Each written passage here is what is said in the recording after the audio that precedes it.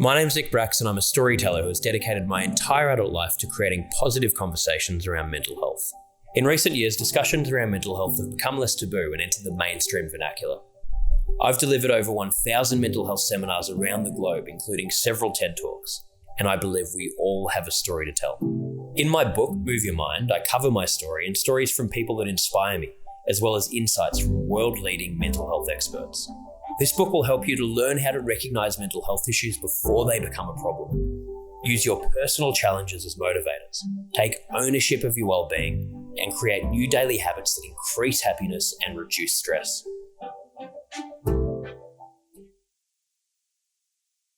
I'd like to invite you to my new podcast, Move Your Mind, where we have real conversations with real people and give real advice. On today's episode, I want to welcome Emma Isaacs. Emma is the founder and global CEO of Business Chicks. She was a business owner by the age of 18, a property investor by 19, and a self-made millionaire by 23. As a founder of Business Chicks, a thriving global community that operates on 2 continents in 11 cities, her team produces more than 100 events annually, with past speakers including Sir Richard Branson, Sarah Jessica Parker, Kate Hudson, and Arianna Huffington. She's also an author and philanthropist. Just a reminder that the Move Your Mind book is now available globally. You can get it in stores Australia-wide, and the audiobook is also now available globally. All of the links are on nickbracks.com.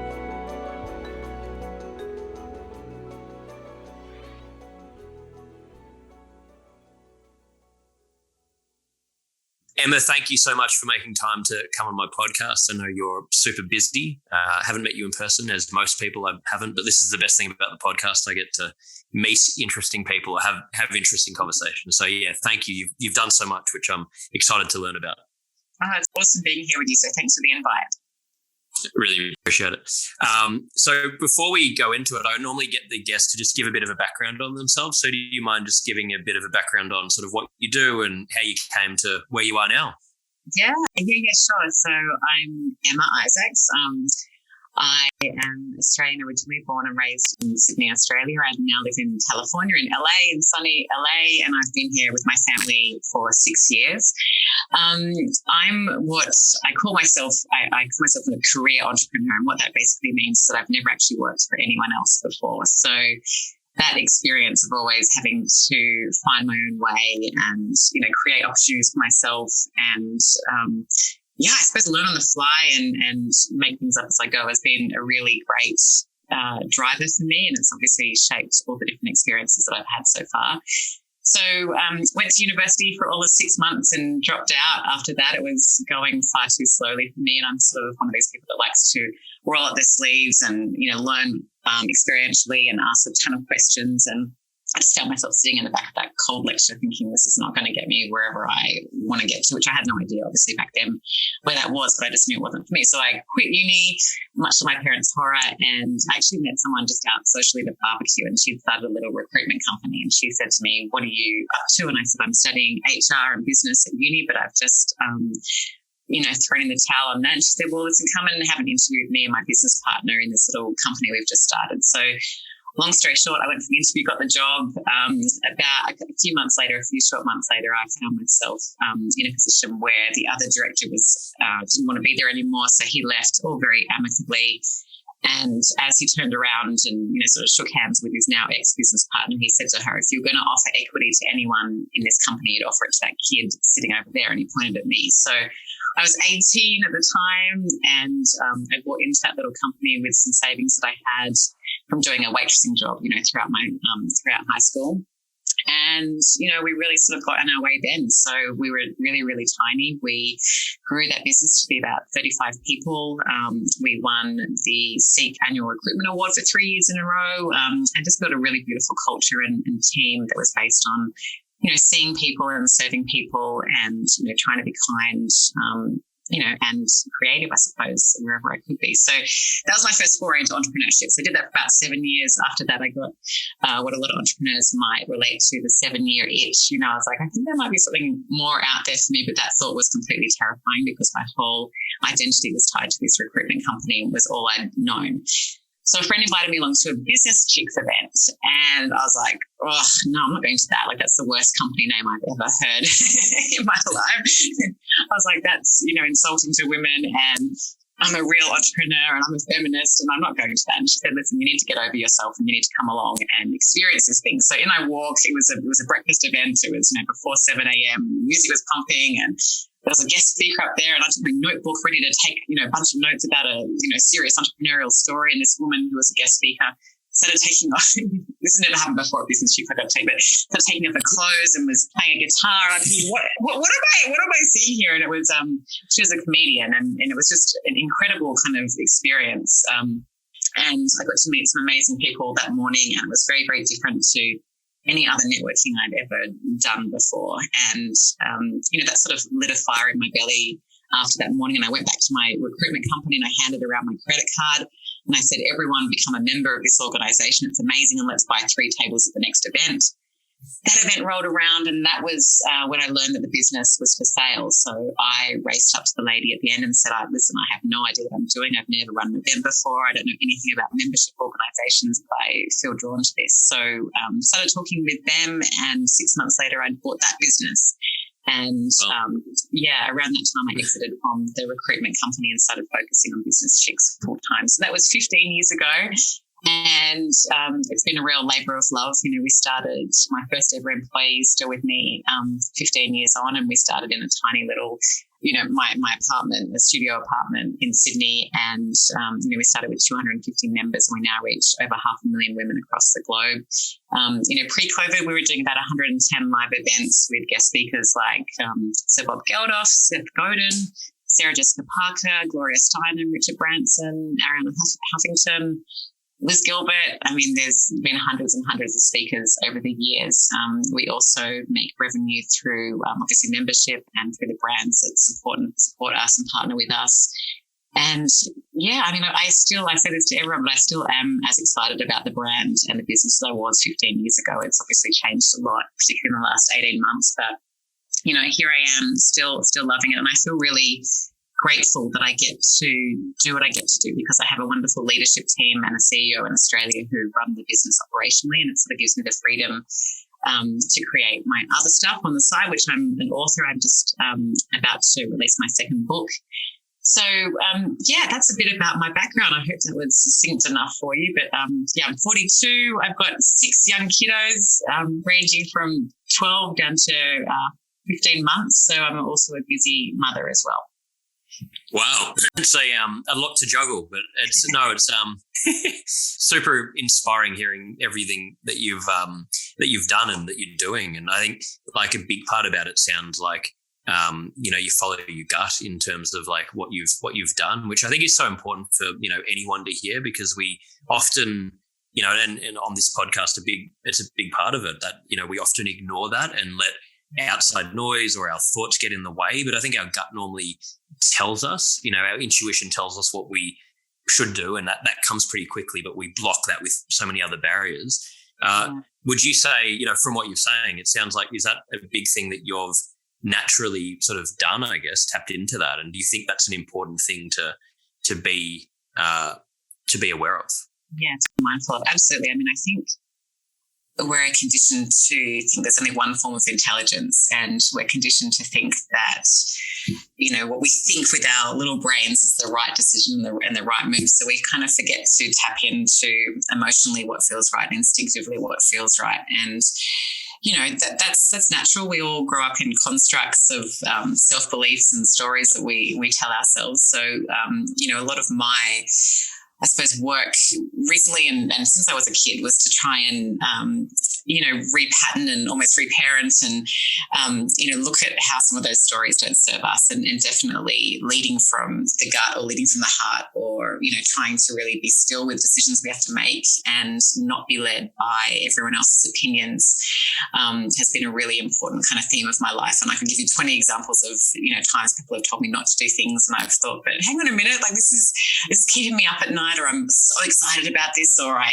just like everything tingles, like every cell in my body is kind of getting this tingly feeling. So I need to explore and I need to discover. So I think that's a really important lesson. I think entrepreneurs are generally they tend to be naturally, they have a natural skill for doing that. And I think because I didn't have any formal education, apart from high school and the 5 minutes I spent at uni, and because I didn't have any sort of formal, I didn't grow up in a small business environment, I was, as I said at the start, just making it up. And a lot of that was leading from the heart and making decisions, that felt right. I think that's great. And I think, it can often, like you're saying, be a good thing to not have had, too much experience. Because if you sort of did go down a more traditional path, you could have had people saying, oh no, you can't do that, or you got to wait till this, or whatever it is. And, it's these people talking us out of what we wanted to do. And I love what you're saying there as well about, when I first went to acting school, the very first day, what the teacher said was, okay, now, before you do anything, we need you guys to unlearn what you've learned for the last 20 years. So, reprogramming yourself to be able to think, okay, because we're told, and it's, it's just how things are structured, I guess, but it's often not conducive to thinking in a different way, or people that want to do, different things. So I think that's, really, really cool what you're saying. Yeah. Are there certain thinking habits that you follow or have conditioned in yourself that could be useful for other people to hear? Do you have certain things that you could, share? Yeah, absolutely. I think I'm in a fairly unique position and living the entrepreneur's dream in a lot of ways. As I said, having a wonderful team to run the business from the day to day, and obviously being over here in California gives me most of my day to kind of think and daydream a little bit and strategize about what I want for my life and what I want for the business. So I think really trying to find that space and time to be, whether it's alone or whether it's with a team of people, but for me, being still, I meditate every day. I find it hard to meditate on the weekends because I have all the kiddos around and I can never quite find the 20 or 30 minutes that I need. But really just trying to be in stillness is a great way for me to think differently. I work with my therapist or my coach every single week, so I've found that to be an extraordinary resource for reprogramming and getting clear on belief systems and why I do what I do. And it's funny that the coach or the therapist I've worked with for the past probably 7 years now, and you think, she's a business coach, right? So you go to her and you think, this is a problem that's presenting in my business. It might be with managing people or leading people or whatever it is, and it always turns out to be something that is in you personally, or some experience from the past. So it's never really about business. It's always that's the byproduct or the issue that you're talking about, but it always comes back to some self-limiting belief. So I've really found that, talking to someone and being really honest with myself and being really hard on myself has been a great way for me to reprogram and to think differently and to, create space for the unknown and to be comfortable in the unknown as well. So I think some of those things, it doesn't necessarily always go hand in hand. I think people look at entrepreneurs and think they have to be full throttle all the time and they have to be, hustling in the traditional sense of the word. And I certainly started out my career, working like that. It was pre-kids. I was, single and I had so much energy, particularly in the ages from 18 to, my mid to late 20s. And I could work 7 days a week, and I often worked 17-hour days. And it's not to say I didn't love that. I knew no different, and the whole idea of work-life balance just wasn't around. It wasn't in our vernacular at all. So, I did that, but now I'm just really obsessed with how we can achieve more with less and how we can, find stillness and, a bit more peace rather than having to work all the time and see work as a chore rather than something that can be really joyful and fun. Definitely. And is it hard to find that? Yeah, I think that, so many levels of what you can talk about with balance, but in work, and especially, being an entrepreneur, being ambitious, wanting to always, a part of that mindset is that there's no endpoint really. It's not about achieving a certain level. It's about just always improving and learning. But I'm always interested in, how do you maintain that balance when it's so hard to operate in the middle, where it's like, okay, I'm doing this thing I hope for the right reasons and because it aligns with, my values, and I've got purpose behind what I'm doing, what I'm trying to achieve, but it's so hard. And I find this in the work I'm doing. I'm doing it for the right reasons, but then I'm daily getting caught up into wanting to compete with other people and wanting to achieve more and do this. And then, you get anxiety about that, and there's no end to that as well. How do you maintain that middle ground? Is that just, my experience is it's just a daily, like anything, it's a daily process of filtering and being aware of it. Have you found that's a hard thing to navigate? Yeah. So, self-awareness is key for everything, right? And I think that's, again, getting really real with yourself and being really honest with yourself about the stories we tell ourselves is really important. But for me, I'm not ever trying to strive for a sense of balance, because I think when you try and strive to be in the middle all the time, or try and strive for that sense of balance and kind of equilibrium, you just make yourself feel less than and like you're failing always, right? So I'm never, ever trying to get to a state of balance. I'm always just trying to think, okay, how can I be a little bit more mindful here? How can I be a little bit more whatever, insert whatever adjective you want, right? So I'm not trying to get to sort of a state, because you can never. Sometimes the day works out that way and you get a lot done. You feel like, oh, cool, I can take an hour off and I can do whatever I want. I can go to the gym, I can go for a walk, I can see my partner, I can do whatever. But life doesn't work like that. So I'm trying to learn more and more that we can't control anything, and just to try and be in the flow of life. Maybe it's sounding a bit woo-woo for you, but it's really just about, I don't know, just having more grace with ourselves, and also just easing into whatever's in front of us. So I get the thinking. I think my younger self was a lot more swayed by what other people were doing and trying to benchmark my achievements against theirs. And I think I've really matured from there. And now I really just try and put my blinkers on and look at what I'm doing. And I spend very, very, very little time on social media. I don't watch TV. I try and not get distracted with the things that are important and that matter. And that's, if anything, if you ask me, how do you manage having 6 kids and a thriving business and doing the other stuff that you do? It's like, I don't try and do it all. I really try and, make sure I have amazing people around me that can support me. But I really just do try and do the important stuff, and all that comes back to mindset, right? Like how you view what is important and what can wait, and what doesn't need your attention and what doesn't need your drama.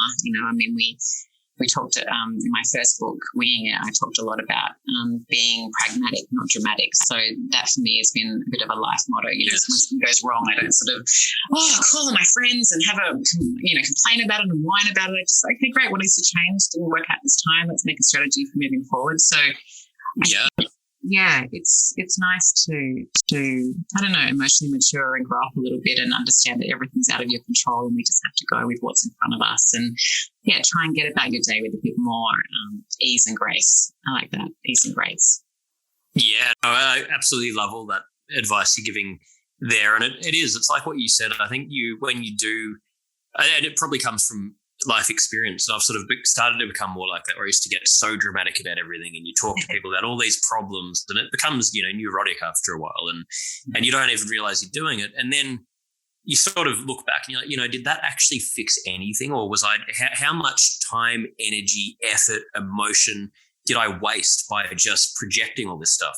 When you can quite simply look at it and think, okay, and a lot of this is like, when it comes to our mental health, a lot of it, or stress and anxiety and overthinking, it's a lot of it's sort of black and white. It's like, is worrying about this going to change the situation, or talking about it? No, it's not. Okay, well, what can I do? Okay, I'm going to focus on that, because thinking about it and complaining won't change anything. And I think the more you practice that, like anything, you just get better at doing it. But I absolutely love the other thing you were saying before as well, with I think where, there's a fine line with all of this, and in the wellness industry and all these mindfulness experts and people talking about, you've got to find this balance and do this and do that. And, it becomes this competitive, weird, seeking perfection about a thing that's meant to be about realizing that we can't be perfect. There's no such thing.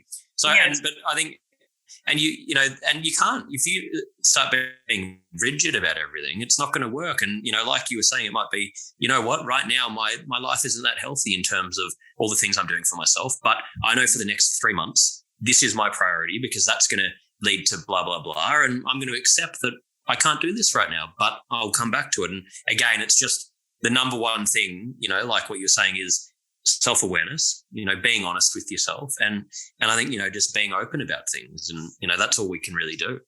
Absolutely.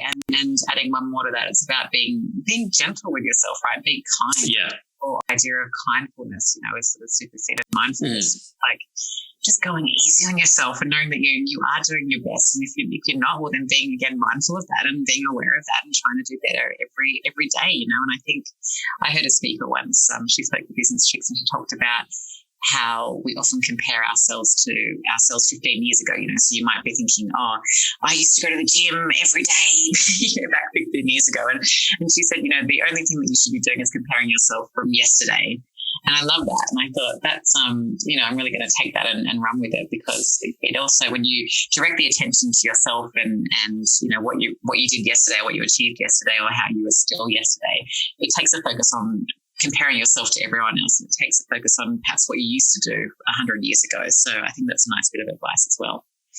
Exactly. No, such a good bit of advice, because it's just sort of, it's insane to be comparing it to, 15 years back. It's like, well, what's this going to achieve for me? I think as well, when you're having and sometimes it's just accepting, again, like you're saying, just, I'm having a bad day. I don't feel well. Okay, that's okay. I'm not going to dwell on this. I'm having a bad day. Maybe I'm going to just take the afternoon off, and you know what? I'm going to go to bed, and tomorrow's going to be better. It's just like, it's sort of, instead of trying to like fight everything all the time, it's like, it's, not making it into such a big issue, or such a dramatic issue, like what you were saying. Yeah. Yeah. So I guess on that topic, how did you, what's your experience been with COVID and navigating, I guess, everything in your business as well? It sounds like a lot of what you do has been in-person sort of events and things like that. That must have been a process to sort of find a middle ground with all of that?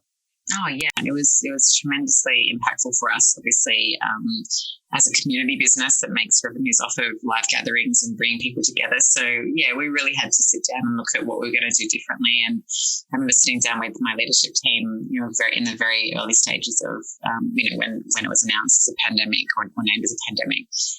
And, the first question I said to the team was, who do we want to be seen as when this is all said and done? How do we want people to recall our behaviour or recall the impact that we made? So really trying to set that intention of who we wanted to be.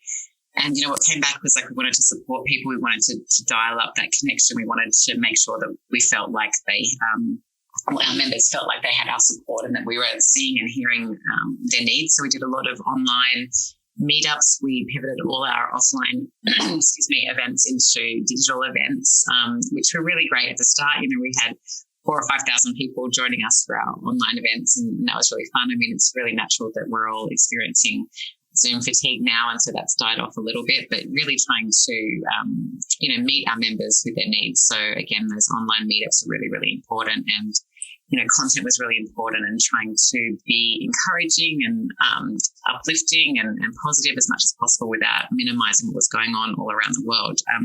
It was, at the start, it was very, very different, obviously, for us being over here in America. Our schools were closed for 13 months. So I had the extra job of not only saving my company and trying to be a leader for all my team, but also homeschooling 5 kiddos with a newborn baby. a newborn. So that was... Oh, my God. God, that's like... Yeah. It's a definition of hell is what it is. It's I think we have a little bit of PTSD from it. I think I was just totally in survival. I didn't even realize what was going on at the time. It was terrific. We got it done, and our schools went back a few weeks ago. So it was really nice to see all the kiddos, go off in their little school uniforms and actually be back on campus. So that was fantastic. And my heart does break for the Australians right now who are in this cycle of lockdown. It's awful. So I can definitely, I have a lot of compassion for that, because we were in it for such a long time. But, I feel like we have been, a business has been growing, and, we have a legacy of 15 years of serving people and serving our members. So people met us with loyalty, and, that's been really beautiful to see them. Still continue to be members and show up for different things and support each other. So it's been really, really brilliant.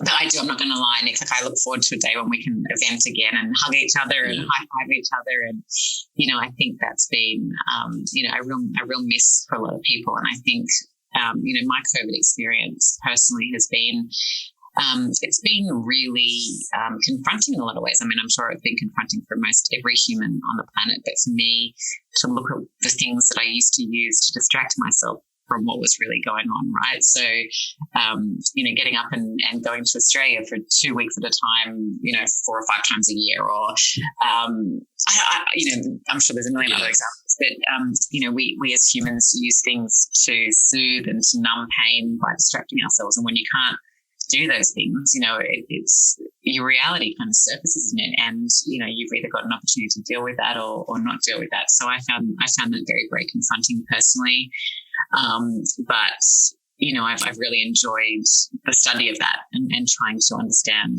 why I do certain things. So that's been my sort of COVID experience. I say it with a little bit of, in past tense, because I really feel like we're kind of through it here, but who knows, please God, we can stay out of lockdown and continue on the way we're doing. I mean, I don't know if you've travelled in the US that much recently, but all the domestic airports are full and, flights are packed, and it's sort of business is not usual, but certainly there's been a huge return to traveling and life as it was pre-COVID. So who knows? Yeah, definitely. No, I've been traveling a little bit at the moment, and I was really surprised. And even I don't know, it would have been the first time I traveled within the US was maybe 3 or 4 months ago, and even then, I think maybe 3 months ago, I remember going to the airport in New York, and it's just like packed, and it sort of feels like it's back to normal. So like you're saying, I think it probably is, on the up, who knows, but we can only, I guess it's all, a lesson. And I love how honest and, vulnerable you are talking about your experience there too, because, that helps people to realize that, it's okay to struggle and talk about these things and learn through, use it to learn, because I think I found a similar thing where I've done a lot of work on myself and work in that area, but then, you realize, hang on, there's all these different things that I still struggle with. And, rather than trying to pretend, it's just be honest about it and look at it as an opportunity to learn more and grow. And maybe you can't change everything, but, we can only do our best. But I don't know how you, manage the kid thing, because I can barely feed myself, and I'm a single guy living over here. I struggle to keep myself alive. So I don't know how you do it. It's crazy. Yeah. What's your view on sort of where the world is heading with, social media and mass media consumption, and, there's a lot of mental health problems that come from that. I know you said before you don't use those things often yourself, or you're not looking on it often, which I think is really healthy because it can be negative. But where do you, and technology, I guess, in general, I mean, it's obviously giving us so much more opportunity, and we can work remotely and do things, but there's a huge negative as well. What's your view on that and how we can manage that? I think it's going to be different. Everyone's strategy is going to be different and unique, and individual. I mean, for me, I just know that when I start scrolling, I start going into it's a dangerous place where I get triggered by, this whole idea of comparing and despairing. So it's not for me. So I've really tried to train myself to use social media for, as a force for good, if you like, or when I need it, or, when I'm feeling strong. But I just know that it's not that great for me, and I can easily lose half an hour of time. So I've always been someone in my career and in my life that regards time as my greatest asset, right? So I'm really, really, really committed to using my time as best I can. And, again, we're circling back to this, but being as mindful about how I'm spending my time and using it. So, social media, I mean, we obviously as a brand, we use it all the time, and we have people who are very, very skilled and wonderful at brand building through social media.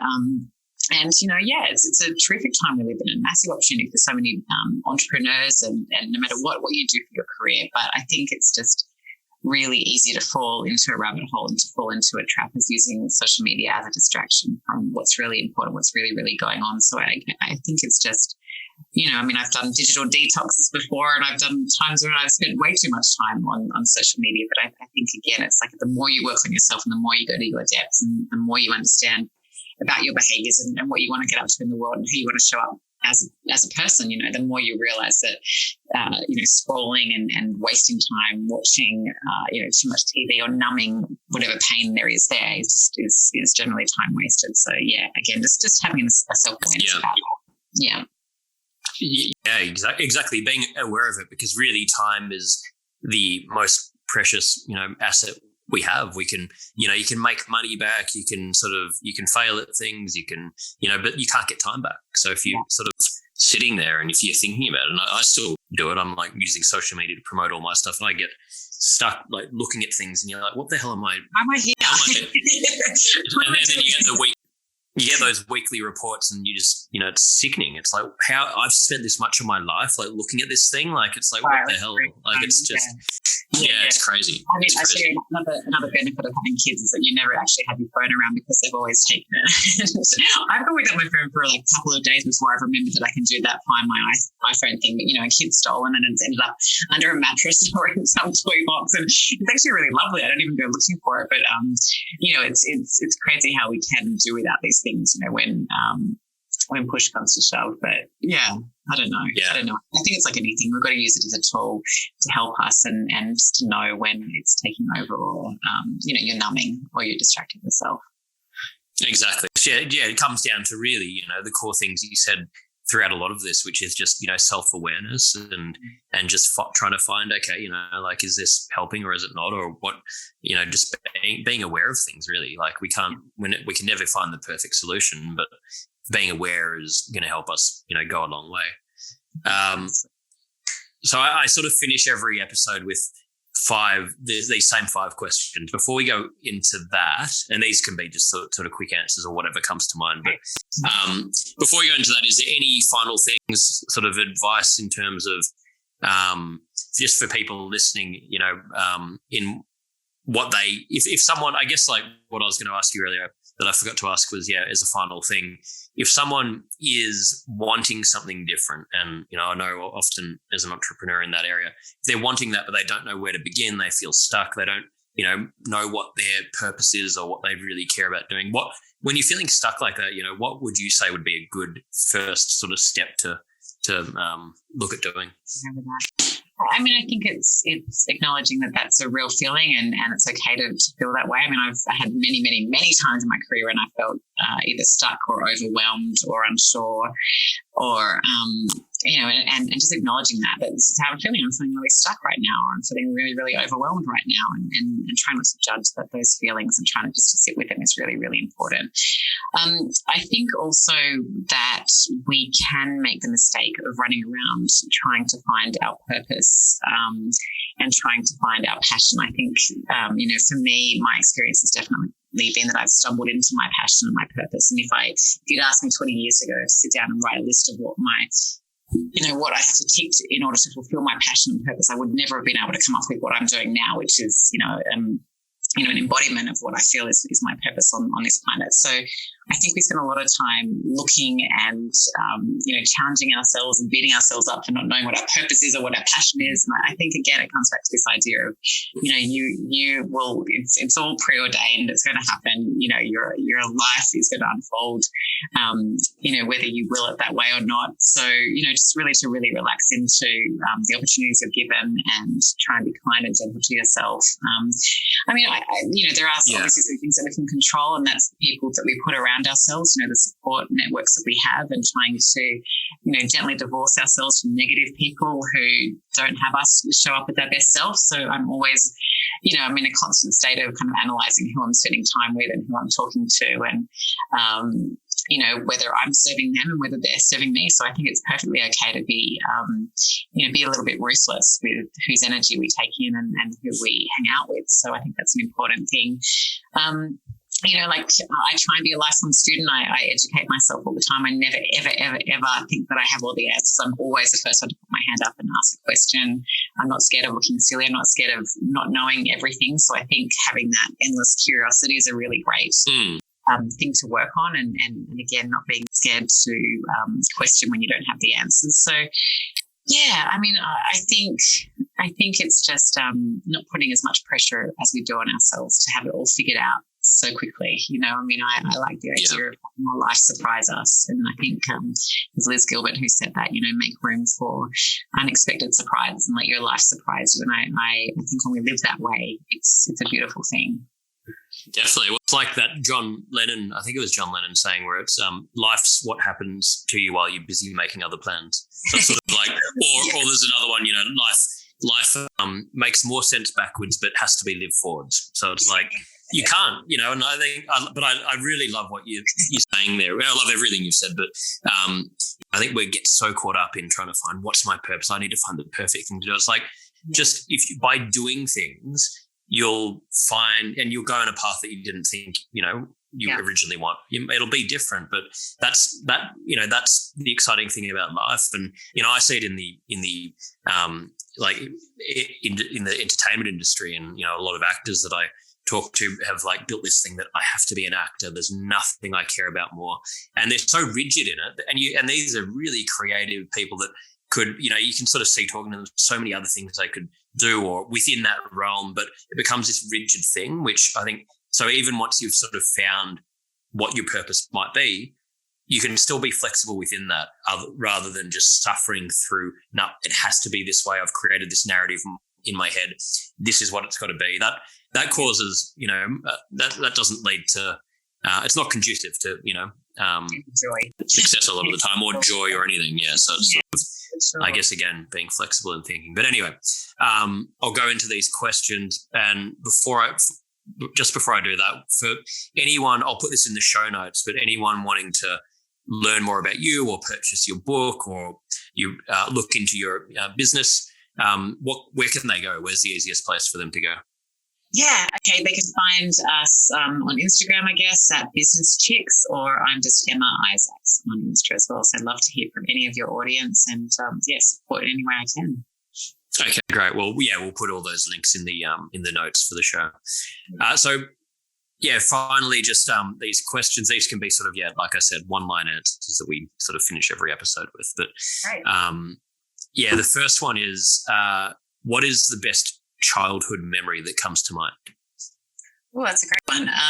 My dad used to come home every night from work and hide toys all around our house. And we used to play, you get a flashlight out and we play Spotlight trying to find the toys. So that was a good memory. It just popped into my head. I love that. It reminds me of when my dad used to bring us home like Ninja Turtles from work, and I still remember it so vividly because you're so excited, like waiting for him to come home. What do you think is currently one of the biggest burdens on mental health in society? That's a really, really good question. I think it's a stigma. I think it's a stigma that mental health is only reserved for, or lack of mental health is only reserved for one area of the population or one part of the population. So I think the stigma and breaking down that and having conversations and making sure that we have those conversations in our families and our relationships and our workplaces and right across the board. So I think that's the biggest thing that we can all work on, is being open and vulnerable and having more conversations. Yeah, well, I think that's I love that answer. What would you say, do you think things are going to improve in the next sort of 10 years plus in society in general when it comes to mental health? Like, do you think things will get better, or do you think sort of it'll be a combination of, where do you see it heading? I don't know. I mean, I think hard to know.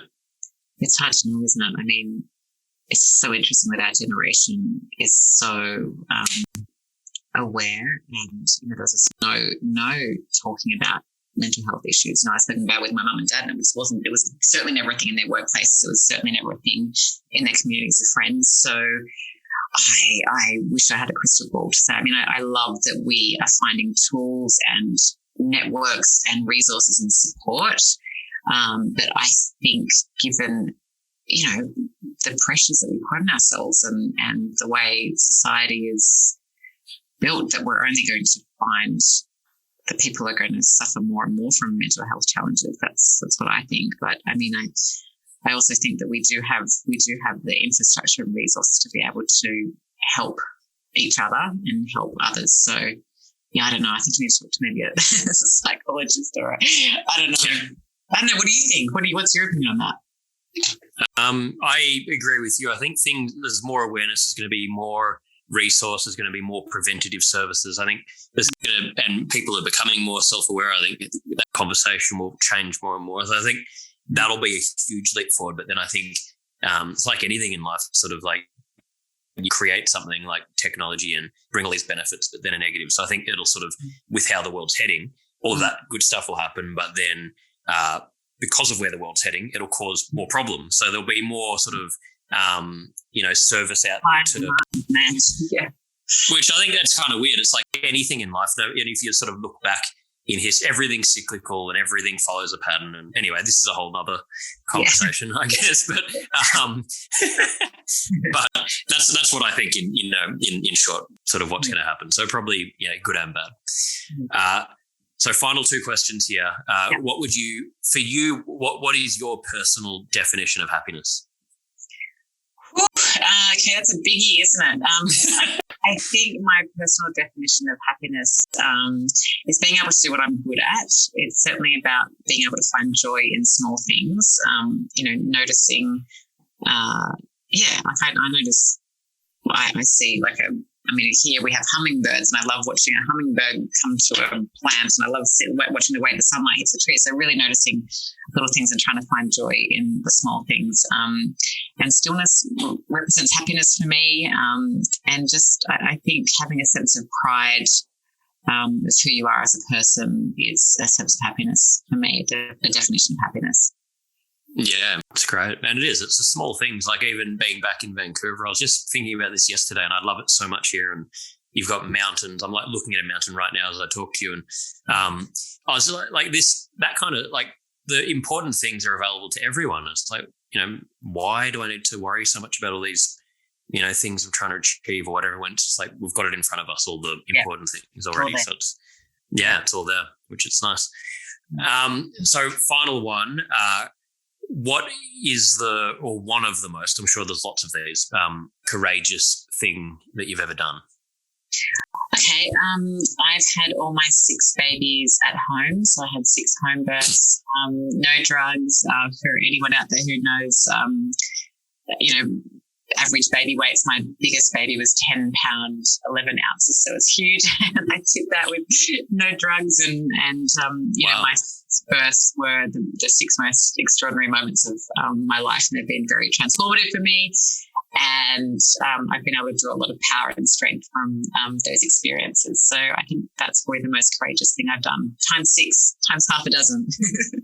I think that's very courageous. Yeah, that's incredibly courageous. Cool. Thank you so much for making the time. I know you're super busy, and I've really enjoyed chatting to you. I've learned a lot, and I'm sure all of our listeners will take a huge amount out of it. So I just want to say thank you so much for setting the time aside to have this chat. Thanks. I appreciate it. Thanks. Yay. Oh, good. Thank you. Awesome. Thanks for that. I appreciate it. Of course. And if I can ever do anything for you, just let me know. If you find yourself in LA, come visit.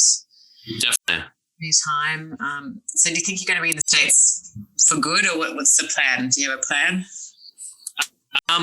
There hasn't. It's becoming a bit more clear now. But like, 'cause I was living in Vancouver. My visa finished. No, I went back to Australia for the pandemic. My visa finished. In amongst all of that, I won the US green card lottery. So I sort of eventually wanted to move to America, but I was scared to do it. And then I had the green card, and I was going to lose it if I didn't move. So I was like, okay, I'll go to New York. And now since I've been there, I've gradually thought, okay, actually, I'm just going to probably stay here for the next few years at least. And like, it was out of New York and LA, which New York's going well for me at the moment. LA I might eventually do, but I think I'll probably, I don't know, I can't imagine living in Australia in the sort of near future, just with everything I want to do. It's just like so much more opportunity over here and more exciting. And it sort of vibrates differently as well. It's funny, like I go home to Australia and I love it, and I have lunch with my friends, and I go to my couple of favorite cafes. It's amazing. And then I'm just like, I'm kind of done. Yeah. So And I find exactly. There's sort of a small-mindedness, Yeah. that I find it comes with Australia. So anyway, I don't know.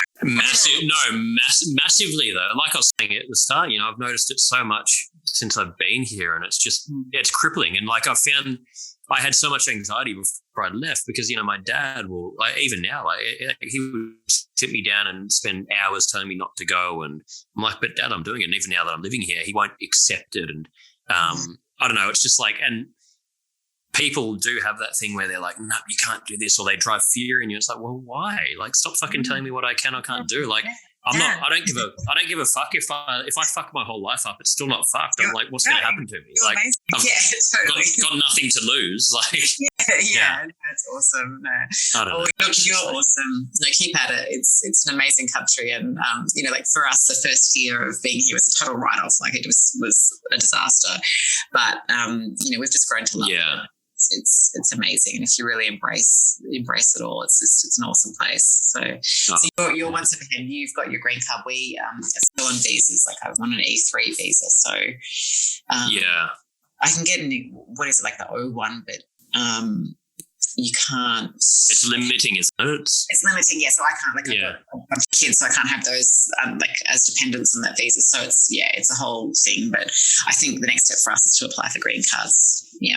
Yeah, and surely with everything you're doing, and you'd be able to. But it's just, I guess, the process. Like, I'm very lucky I got it, because it's just the process is such a full-on thing to go through, isn't it, with all the visa stuff? But it really is awesome. All right, my friend, we're gonna have to run, but it's so nice to meet you. And you too. Anyway, yell out. Appreciate it. No, thank you so much. Really appreciate it. Great to meet you. Right. Speak soon. Bye.